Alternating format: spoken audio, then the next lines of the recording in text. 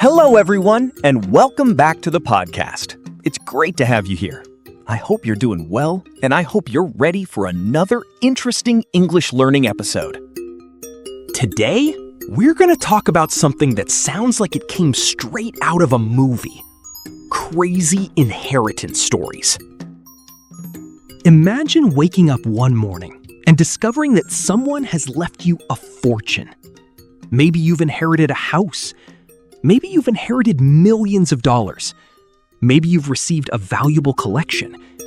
But what if you inherited something completely unexpected? What if the person who received millions of dollars was actually a dog or a cat? What if someone created a competition in their will? Or what if a famous writer left his wife something that sounds like a terrible gift, but might actually have been very meaningful? Well, these aren't fictional stories. They're real. Today, we're going to explore 6 strange and fascinating inheritance stories from history. Some are funny, some are surprising, some are difficult to understand. And one of them involves a decision that may have changed literary history forever. So, sit back, relax, and enjoy the stories. And remember, you don't need to understand every single word. Just listen, follow the story, and enjoy the English. All right, let's get started.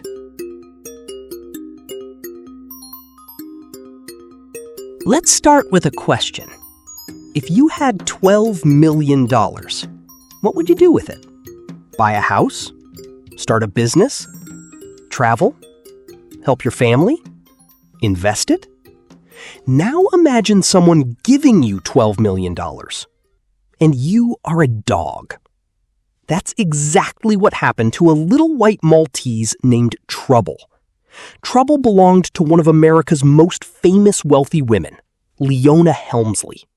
Helmsley was a billionaire businesswoman and hotel owner. She was enormously wealthy, and she was also extremely attached to her dog. Trouble was her beloved pet. And when Helmsley died in 2007, people discovered something very unusual in her will. She had left $12 million in a trust for Trouble. $12 million for a dog. When the news became public, people around the world were shocked. Newspapers reported the story, television programs talked about it, and of course, people had questions. Why would someone leave that much money to a dog? Why not give it to family members? Why not give it to charity?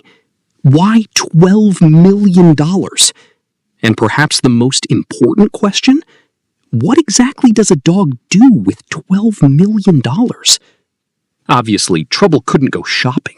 He couldn't buy a sports car. He couldn't open a bank account. The money was placed in a trust to pay for his care. There were people responsible for looking after him. He had food, medical care, a place to live, and all the expenses that came with taking care of a very wealthy dog. But there was another interesting part of the story. Helmsley's will also left money to 2 of her grandchildren. However, she excluded 2 other grandchildren. That created another layer of controversy. And then the courts got involved. A judge eventually reduced Trouble's inheritance from $12 million to $2 million. Now, $2 million is still an incredible amount of money for a dog. But what happened to the rest? It went elsewhere according to the terms of the estate. Trouble continued to live under human care, and he became famous. Not because he could do something extraordinary, not because he could speak, not because he could perform tricks, but simply because of the amount of money connected to his name. Imagine taking your dog for a walk. Someone sees you and asks, "Is that Trouble?" You say, "Yes." They ask, "The Trouble?" And you say, "Yes." Then they discover your dog is worth millions. That would make a normal walk to the park slightly awkward. But there's something interesting about this story. People often laugh when they hear that a dog inherited millions. But from Helmsley's point of view, perhaps the decision made perfect sense. She loved her dog. She wanted someone to make sure Trouble was cared for after she died. And she had enough money to make that possible. So here's the question for you. If you had millions of dollars, would you leave money to your pet? Maybe not millions, but perhaps enough to guarantee that your pet would always be safe. Think about it, because our next story is about someone who felt exactly the same way. Only this time, it was a cat.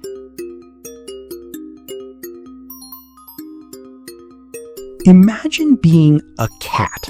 You spend your day sleeping, you eat, you walk around the house, you stare at people, you knock things off tables for absolutely no reason. And then, your owner dies. Suddenly, you're connected to millions of pounds. That was the strange fate of a cat named Blackie. Blackie belonged to a British antiques dealer named Ben Ray. Ray was a wealthy man. He was also extremely fond of cats. In fact, he reportedly lived with around 15 cats. Blackie was the last surviving cat. And when Ray died in 1988, his will made headlines. He reportedly left around 7 million pounds for Blackie's care. According to Guinness World Records, Blackie became the world's wealthiest cat.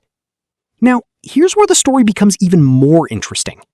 Ray didn't leave his fortune to his human relatives. Instead, his estate was arranged so that his beloved cats would be cared for, and Blackie was the last one remaining. Think about the situation. You're a cat. You don't understand money. You don't understand wills. You don't understand newspapers. But suddenly, you're at the center of a multi-million-pound inheritance. Somebody has to take care of you. Somebody has to make sure you're fed. Somebody has to make sure you're healthy. And somebody has to manage the money. Blackie's story also reminds us of something important. When we hear that a pet inherited millions, that doesn't mean the animal was legally walking around with millions in its own bank account. The money was arranged for the animal's benefit. Humans managed it. But the cat was the reason for the arrangement. And that's enough to make Blackie's story unforgettable. Now, here's something I find fascinating. Imagine being one of Rhea's relatives. You discover that someone has left millions of pounds to a cat. How would you feel? Would you laugh? Would you be angry? Would you think, "Are you serious?" Or would you simply accept the decision? We don't know exactly what every relative thought. But inheritance has a strange way of exposing family relationships. And sometimes, a will can reveal things about a person that their family never expected. That brings us to our third story. And this one is much bigger. Because we're not talking about one dog or one cat. We're talking about a fortune created to take care of a whole group of dogs. And eventually, that fortune helped support scientific research.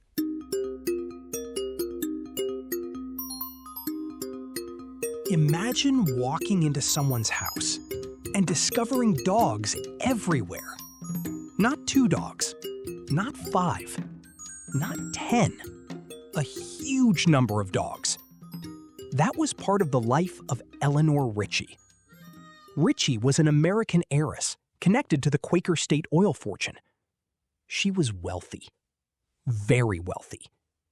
But she was also known for her love of dogs. She cared for many dogs, including animals that had been unwanted or abandoned.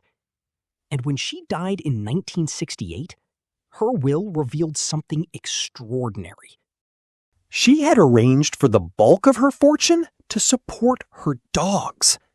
Her estate was worth more than $10 million. That's an enormous amount of money, especially considering the time. But Richie didn't simply say, "Give the money to my dogs." The money was used to provide for their care. Food, medical treatment, housing, everything they needed. And there was something else. Richie's plan looked beyond the lives of the individual dogs. After the last dog died, the remaining money would go to Auburn University to support veterinary research. And that is exactly what eventually happened. One of the dogs was named Musketeer. Musketeer became the last dog supported by Richie's estate. When Musketeer died in 1984, the remaining money became available to Auburn. The university later used the funds to support animal research. So think about the journey of this money. It started with one woman's love for dogs. Then it took care of the animals she loved. And eventually, it helped support scientific research that could benefit many other animals. That's quite a legacy.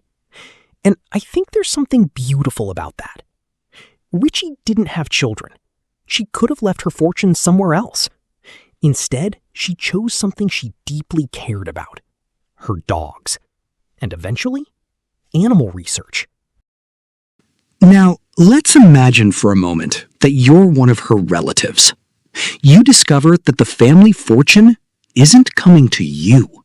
Instead, it's going to dogs. Would you understand the decision? Or would you be furious? This question comes up again and again in inheritance stories, because when someone dies, they are no longer there to explain their decisions. The will becomes their final message. And sometimes, that message surprises everyone. Our next story is perhaps the strangest example of that. Because one man didn't simply leave his money to someone. He created a competition. A competition involving babies. Yes, you heard that correctly. Babies.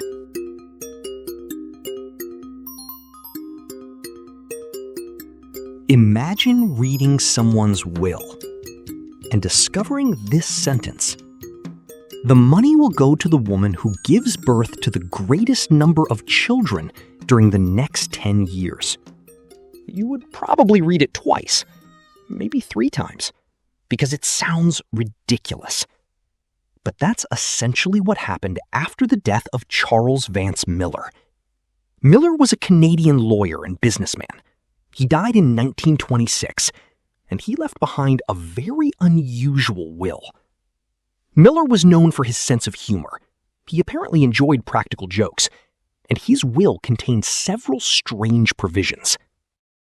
But one became famous around the world. He left money to create a competition in Toronto. The winner would be the woman who had given birth to the most children during a 10-year period. The result became known as the Great Stork Derby. Now, why stork? There's an old Western tradition that says babies are delivered by storks. So the name was a humorous reference to having babies. The competition began. And then something unexpected happened. The world entered a terrible economic period. The Great Depression. Millions of people were struggling. Jobs were disappearing. Families were struggling to survive.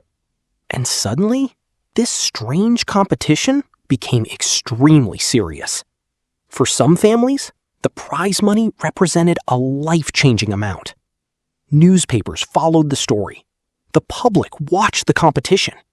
And several women became famous because of the number of children they had. Eventually, the prize was shared among several women.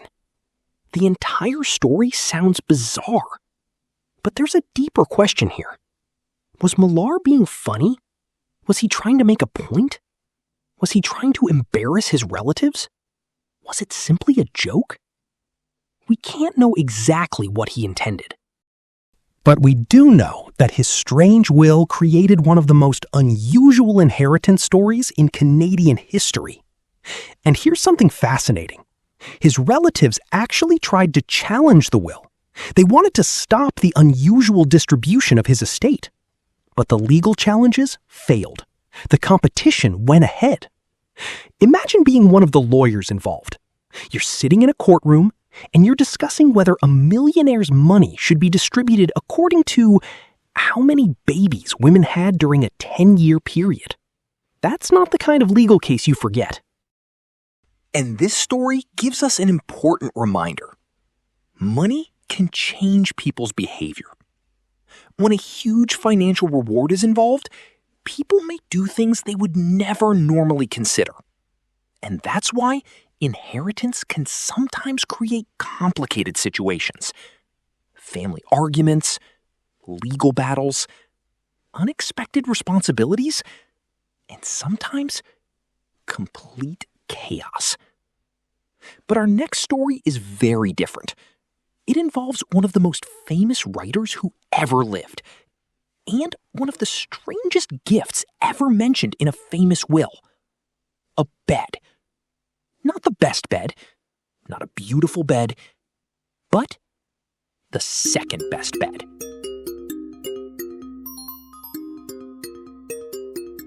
Let's travel back to England in the year 1616. William Shakespeare is dying. He has written some of the most famous plays in the English language: Hamlet, Macbeth, Romeo and Juliet, Othello, King Lear. His words will eventually be read by millions of people around the world. But Shakespeare's personal life was very different from the stories he wrote. He was married to Anne Hathaway, and when Shakespeare wrote his will, he made several arrangements for his family. But there's one line that has fascinated people for centuries. He left Anne Hathaway his second best bed. That's it. The second best bed. Now, if you heard that today, what would you think? Maybe Shakespeare didn't like his wife. Maybe he was angry with her. Maybe he wanted to insult her. Maybe he was being cheap. For hundreds of years, people have asked similar questions. But here's the problem. We have to understand the historical context. In a household of Shakespeare's time, the best bed may not have been the bed used by the husband and wife. The best bed could have been reserved for guests. The second best bed may actually have been the couple's own bed. In other words, the gift might have been much more personal than it sounds. It may have been their marital bed. And that's why historians have debated the meaning of this line. Was it an insult? Or was it actually a meaningful gift? We simply don't know for certain. But the phrase became famous, and it's one of those historical details that refuses to disappear. Imagine being Shakespeare's wife. Your husband dies, years pass, centuries pass, and then, hundreds of years later, people around the world are still talking about the bed he left you. You become famous because of a bed. Not because you were married to Shakespeare, not because of your own life, but because of one strange sentence in a will. History can be funny like that. And there's another important lesson here. When we hear a historical story, we should always separate what we know from what we assume. We know Shakespeare's will mentioned the second best bed. We don't know exactly what he intended by the gift. That's an important distinction. Because once a story becomes famous, people often add details. And after hundreds of years, the original story can become very different. Which brings us to our final story. And this one isn't about a dog. It isn't about a cat. It isn't about money. It's about something that may be even more valuable. A person's work.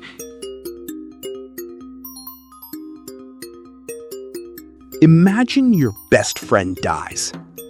Before he dies, he gives you a very clear instruction.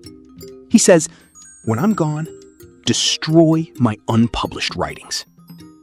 You promise to do it. Then he dies. You open the boxes. Inside are hundreds of pages. Stories, Notes, letters, diaries, ideas, maybe even masterpieces. But you remember the promise. Destroy them. Burn them. Make sure nobody ever reads them. What would you do? Would you follow your friend's final wishes? Or would you save the work? This was the dilemma faced by Max Brod after the death of the famous writer Franz Kafka. Kafka died in 1924. He left behind a large amount of unpublished writing, and Kafka had instructed Brod to destroy much of it. Kafka apparently did not want these unfinished works published, but Brod made a different decision. He refused. Instead of destroying Kafka's manuscripts, Brod preserved them, and eventually he helped publish them. This was an enormous decision, because some of Kafka's most important works were unfinished when he died. Among them were The Trial and The Castle. Today, they are considered major works of modern literature. But imagine if Brod had obeyed Kafka. Those manuscripts could have disappeared forever. The world might never have read them.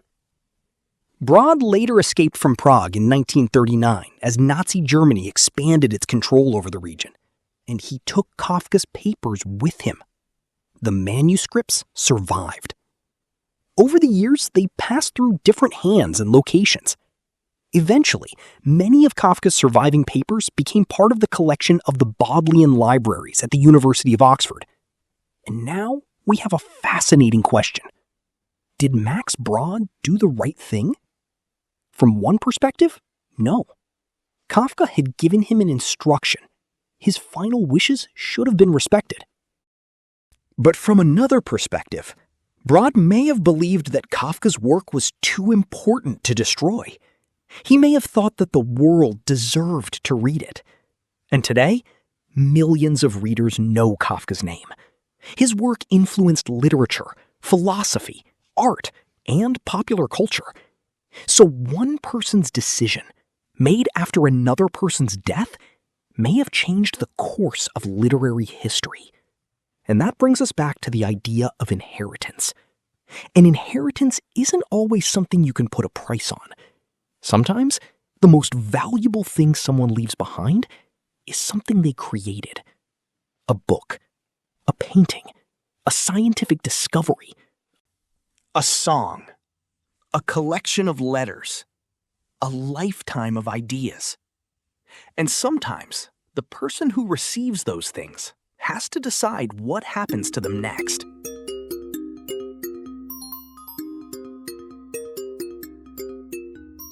Let's think about everything we've just heard. A dog received millions of dollars. A cat became one of the wealthiest cats in history. A fortune was used to care for dogs and later support veterinary research. A millionaire created a bizarre baby competition. Shakespeare left his wife a second-best bed. And Max Brod ignored Kafka's instructions and preserved his friend's manuscripts. 6 stories.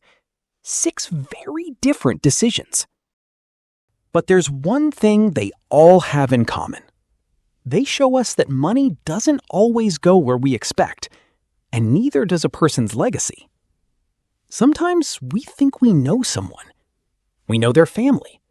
We know their career. We know what they valued. But a will can reveal another side of a person. Maybe they cared deeply about animals. Maybe they wanted to help science. Maybe they wanted to make one final joke. Maybe they wanted to protect their work. Or maybe they simply wanted someone they loved to have something special. If you enjoyed today's episode, subscribe to the channel and come back for more real stories in English. Until next time, keep listening, keep learning, and keep your curiosity alive.